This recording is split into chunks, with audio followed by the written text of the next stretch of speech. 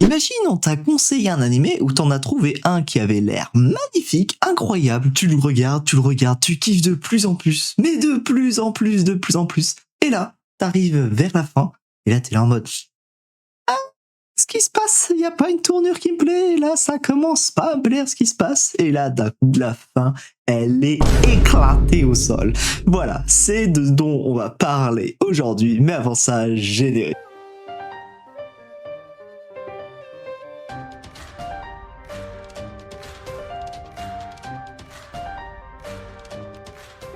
Bonjour à tous et à toutes, j'espère que vous allez bien. Aujourd'hui, on va parler des pires fins, mais vraiment des pires fins qu'on a eu pour les animés. Alors bien sûr, je pourrais pas parler de tout, donc comme d'habitude, je vous ai dit, je fais une petite liste et vous mettez en commentaire les pires fins selon vous dans ces animés. Et si vous êtes d'accord, oui ou non, avec moi. Et bien sûr, pour faciliter tout ça, on va pas parler des mangas ou animés qui ne sont pas finis.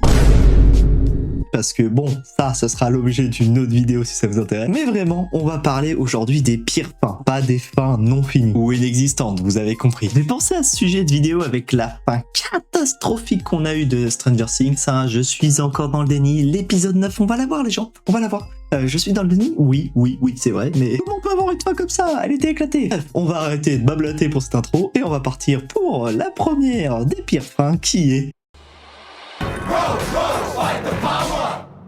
Alors attendez, je sais qu'il y en a plein qui vont pas être d'accord avec moi. Mais laissez-moi argumenter un peu sur Gurren Lagann. On suit depuis le début Simon et Kamina principalement. Leur groupe était incroyable, ils essayaient du coup de monter la révolte. Kamina notamment, qui lui était vraiment le symbole du renouveau de l'humanité. Et là, un choix est fait par l'auteur. Faire mourir Kamina.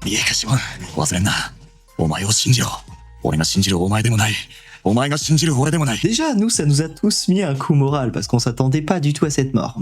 Mais, par contre, un grand mais, pour moi, ce n'était pas un mauvais choix. Car ça te permettait de donner un héritage à Simon réellement, et ça permet de construire quelque chose derrière. Certes, Simon va être dévasté pendant un long moment, mais il va se rétablir petit à petit, et surtout avec sa rencontre avec Nia. C'est alors que, à son tour, Simon va devenir le symbole du renouveau de l'humanité, et il va par contre, pas du tout oublier Kamina. Il va même ériger une statue à son effigie. Ils vont alors se soulever et faire combattre l'humanité pour à la fois tuer les hommes bêtes, à la fois tuer tout ce qui va être contre eux jusqu'à tuer Anti-Spiral et sauver l'humanité. Jusque là, on se dit que la fin est cool, il y a un héritage qui a été donné, cette mort a été utile justement pour développer le scénario, mais pour moi, c'est ce qui vient par la suite qui pose un gros problème. Car on est à la fin, Simon a sauvé l'univers, ça y est, tout le monde est vivant, la paix est enfin établie, mais là, Simon fait quelque chose qui pour moi est incompréhensible, il renonce à ses pouvoirs. Mais en plus de renoncer à ses pouvoirs, il décide de vivre seul, reclus, et il va laisser mourir Nia, qui littéralement l'a fait se relever de terre quand Kamina est mort. Il va disparaître, il va s'abandonner à la tristesse. Non mais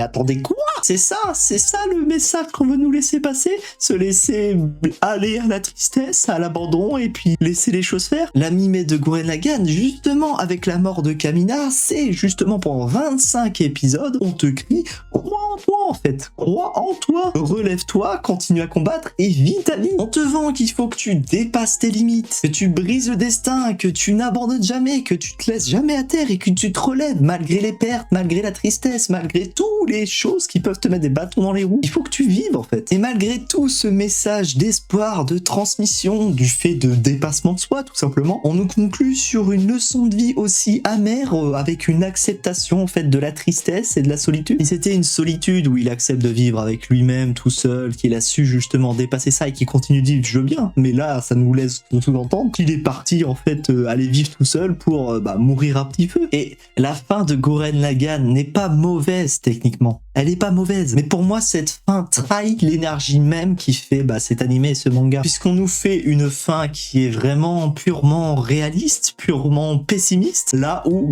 tout l'animé nous vend quelque chose qui n'est pas réaliste, justement le fait de se relever malgré tout ce qu'on te met comme bâton dans les roues, malgré toute la négativité, et venir finir sur une note aussi amère. Franchement, pour moi, la fin n'est vraiment pas bonne. Je peux comprendre que vous soyez pas d'accord, donnez votre avis dans les commentaires. Mais bon, sans plus tarder, parlons d'un animé excellent excellent, que moi personnellement j'ai adoré malgré le fait qu'il soit quand même assez étrange, et qui pour moi a une fin, du moins un dernier épisode qui vraiment est pas fou. Wonder Egg Priority commence vraiment et continue comme un animé qui est vraiment spectaculaire. C'est vraiment une claque artistique avec une animation qui est vraiment magnifique et intemporelle, je trouve, et en plus de ça, des messages qui sont émotionnels et vraiment importants. Les thèmes sont vraiment lourds et pas forcément traités dans tous les animés, parfois même censurés voire cachés. On parle de harcèlement, de suicide, de traumatismes lourds variés, et les personnages qu'on suit, que ce soit le principal ou les autres, sont vraiment des personnages qui sont tout le temps. Cet animé qui pour moi a osé traiter de ces sujets qui sont vraiment difficiles, les a traités vraiment avec respect, subtilité et émotion. Et franchement, je trouve ça incroyable. Je vous le conseille d'ailleurs fortement. Je vous l'ai d'ailleurs conseillé dans Je vous présente un animé tous les jours. Concept que je fais sur un de mes comptes TikTok. Mais petit à petit, l'animé va faire des choses qui sont vraiment dommages, je trouve. C'est nous mettre des mystères, nous mettre plein de mystères sans jamais, mais vraiment jamais, nous donner de réponse. On va avoir des règles floues, des concepts un peu pseudo-scientifiques, des explications qui se contredisent, et nous, petit à petit, on se dit, les frérots, donnez-nous au moins un petit peu de début de réponse, qu'on puisse théoriser, qu'on puisse dire, ça s'explique ça, pourquoi ça contredit ça, peut-être parce qu'il y a telle ou telle explication. Et petit à petit, on attend ce début de réponse, on attend, et puis petit à petit, on dit, le prochain épisode va nous le donner. Non, l'épisode d'après va nous le donner. Non, on arrive au dernier épisode. Il va tout expliquer, Spoiler non. Parce que ce dernier épisode, au-delà de pas donner des réponses, la moitié de l'épisode, c'est un récap. Les frérots, vous avez regardé tout un animé? Non, la moitié de l'épisode, c'est un récap. Et pour nous faire ça, autant nous mettre le récap dès le début et pas nous faire kiffer pendant tout un animé. Et tu te dis, bon, allez, il y a un récap, la deuxième moitié, même si c'est très court, on va avoir un tout petit peu de réponse, s'il vous plaît. Mais non, cette deuxième partie d'épisode, ça apporte quoi? Juste encore plus de questions. On n'a pas de réponse, on a encore plus de questions. Et vu qu'on n'a pas de suite, on n'aura jamais de suite, ne jamais dire jamais, hein, on espère peut-être un jour on aura nos réponses, mais là, actuellement, j'ai pas de réponse à mes questions. On a vraiment l'impression qu'ils ont voulu apporter des histoires, commencer des histoires en se disant on va pas aller trop en profondeur parce qu'on va se dire qu'on va les traiter plus tard. Sauf que le destin des personnages reste flou. On n'a pas de réponse sur qu'est-ce qu'ils sont devenus, sur la suite de ces histoires, sur le traitement qui du coup est incomplet. Et j'ai vraiment ce sentiment que cet animé c'est un potentiel gâché parce que il traitait les sujets vraiment comme je vous l'ai dit, ils étaient vraiment importants, lourds. Il y avait un traitement, une animation, tout était fait pour que ce soit bien, sauf que la fin, on a ce goût amer de en fait il n'y a pas de fin. C'est ça le souci, c'est que on dit on va avoir la fin, on va avoir des explications, on va avoir une suite, et non, pas de fin, pas de suite. Et c'est ça qui est dommage, c'est que l'animé est excellent, je vous le recommande, mais la fin il y en a pas, et c'est vraiment franchement dommage. Et je fais une petite pause pour te dire que si tu aimes les mangas, les animés et la pop culture en général, pense à t'abonner et à liker la vidéo, ça m'aidera énormément pour mon développement. Et puis toi, tu pourras regarder des vidéos tous les mercredis et dimanche sur cette chaîne. Et avant cette petite pause, j'aurais pu vous dire que une fin qui est mauvaise est parfois moins pire que de ne pas avoir de fin. Exemple, la fin de Naruto, mais elle est bourrée d'incohérences et ainsi de suite, ce qui fait qu'il y en a plein qui n'ont pas aimé. Personnellement, je l'ai kiffé, mais voilà.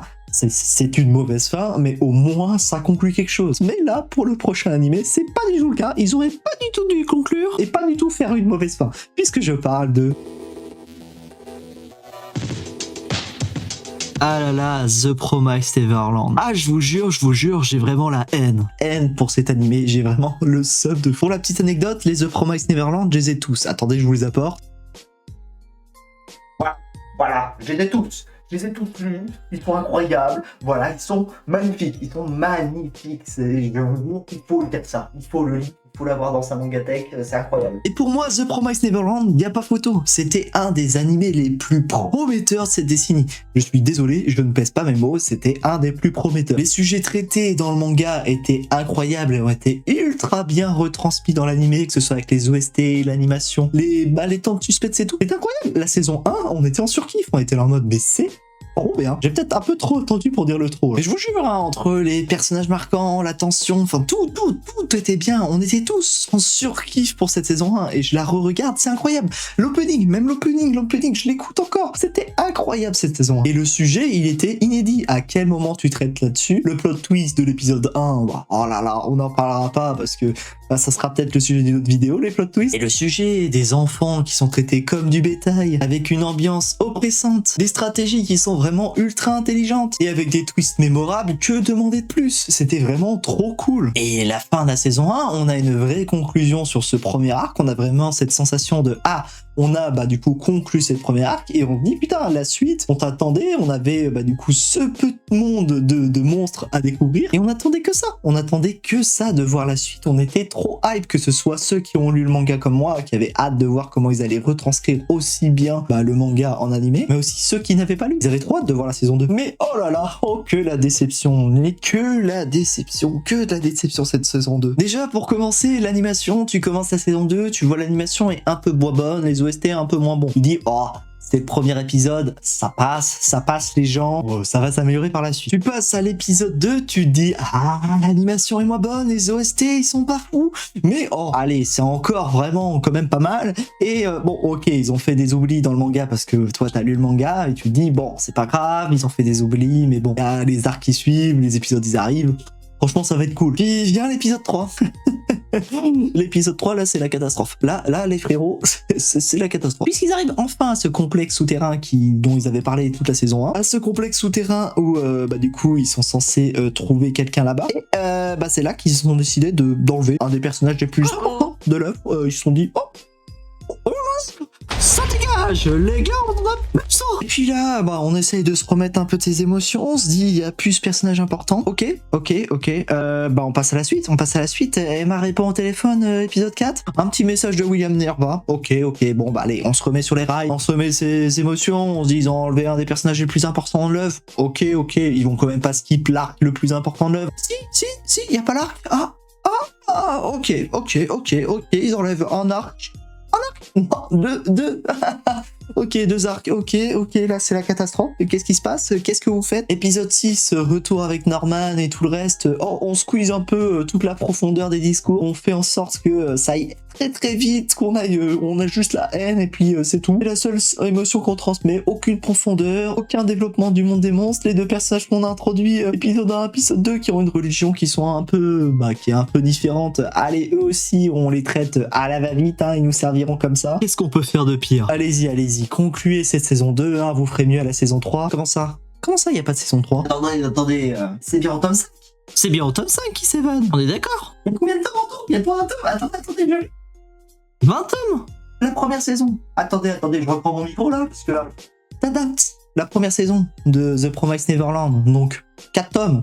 Raisonnable, une saison, 4 tomes, 12 épisodes, pourquoi pas? Tu vois, le rythme était bon, la saison est incroyable.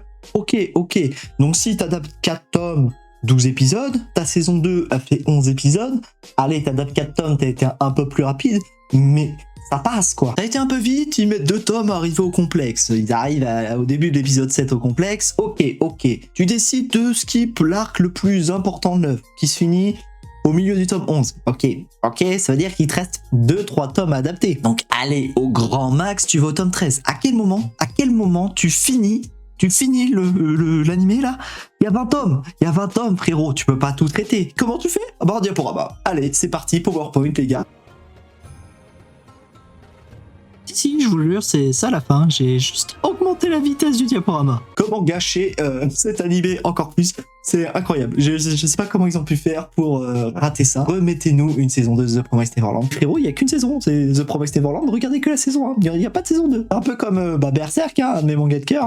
La suite, il y en a pas. Il y a la première saison. La saison 2, ils l'ont jamais adapté. Bref, si toi aussi tu fais comme si cette saison 2 n'existait pas, pense à liker cette vidéo comme je te l'ai dit, à mettre en commentaire d'autres sujets que je pourrais traiter ou d'autres fins d'animé que toi aussi tu as détesté. Merci d'avoir regardé cette vidéo jusqu'au bout. Merci pour le soutien et on se retrouve une prochaine fois pour une prochaine vidéo. Tchuss, c'est